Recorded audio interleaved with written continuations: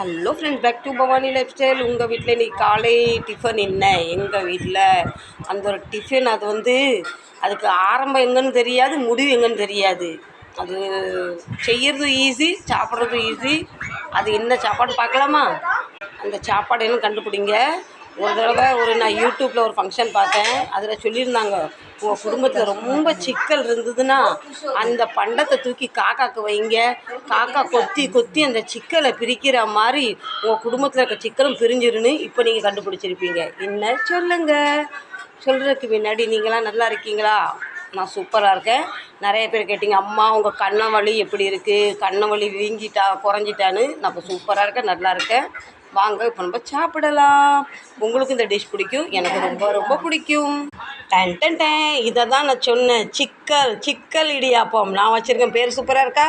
இது உண்மையிலே ஃப்ரெண்ட்ஸ், ஒரு ஜோசியக்கார் சொன்னார், உங்கள் குடும்பத்தில் ரொம்ப உங்களுக்கு சிக்கல் இருக்குது, பிரச்சனை இருக்குன்னா இதை ஒரு காக்காக்கு அப்படி வச்சுட்டிங்கன்னா ஒரு கொத்தி கொத்தி கொத்தி பிரித்து சாப்பிடும் போது நம்ம குடும்பத்தில் இருக்க சிக்கல்லாம் குறையணும். வாங்க நம்ம இடியாப்பம் சாப்பிடலாம். இது நம்ம தமிழ்நாடு மனுஷன் உண்டாக்குன இடியாப்பம். இது வெளிநாட்டுக்கார வந்து மிஷினில் உண்டாக்குன இடியாப்பம். இது பேர், இது மேகியாங்கும். இது சத்து இல்லாதது. நான் அப்போ சாப்பிட்டா இருக்க கண்ணு அவிஞ்சு போயிடும். அருமையான வெளுன்னு பார்த்தீங்களா எப்படி இருக்குது பாருங்கள். இது பார்த்தாலே மனசுலாம் அவ்வளோ திருப்தியாக இருக்குது. வாங்க அனைவரும் சாப்பிடலாம். நான் 3 எடுத்திருக்கேன். வேணும்னா அவ்வளவும் தீர்த்துருவேன். அடுத்தவங்களை பற்றி நான் கவலைப்பட மாட்டேன். இடியாப்ப விஷயத்தில் யாருக்கும் விட்டு கொடுக்க மாட்டேன். வாங்க சாப்பிடலாம். தேங்காய் பால் 100 ரூபா ஒரு தேங்காய்னாலும் இதுக்கு கண்டிப்பாக நீங்கள் தேங்காய் பால் தான் செஞ்சு சாப்பிடுங்க, சரிங்களா? உப்பு பத்தில் கொஞ்சம் உப்பை போட்டுக்கலாம். இதில் இடியாப்பம் பண்ணும் போத அதில் உப்பு போடுவோம் பார்த்தீங்களா? மாவில் உப்பு போட மறந்தாச்சு. அதனால இப்போ தேங்காய் பால் ஊற்றி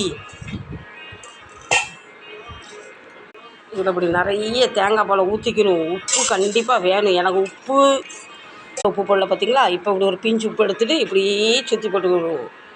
நான் ரோசக்காரியாக மானங்கட்டாலும் தெரில, நான் நிறைய உப்பு சாப்பிட்றேன். எந்த அளவுக்கு உப்பு சாப்பிட்றேன் அந்த அளவுக்கு எனக்கு மானமே இல்லை. மானம் கெட்டு போன பவானி லைஃப் ஸ்டைல். வாங்க அனைவரும் சாப்பிட்லாம். ஃப்ரெண்ட்ஸ், இதை நம்ம இந்த இடியாப்பத்தை சாப்பிட்டுட்டு இந்த பாலை இப்படி குடிப்போம் பார்த்தீங்களா? இது அந்த இடியாப்பம் மிஞ்சி இந்த கூழ் மாதிரி கரைச்சி பிசைஞ்சு நம்ம சாப்பிடும் பார்த்தீங்களா? அதான் இது குடிக்கும் போது இருக்க டேஸ்ட்டு வேறு லெவல்.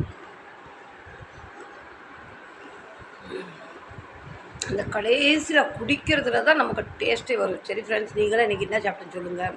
எங்கள் வீட்டு காலை சாப்பாடு சூப்பராகிட்டு. இந்த வீடியோ பிடிச்சா கண்டிப்பாக சப்போர்ட் பண்ணுங்கள். ஏதாவது தப்பு பண்ணியிருந்தால் கழுவி ஊற்றுங்க. உங்களுக்கு கழுவி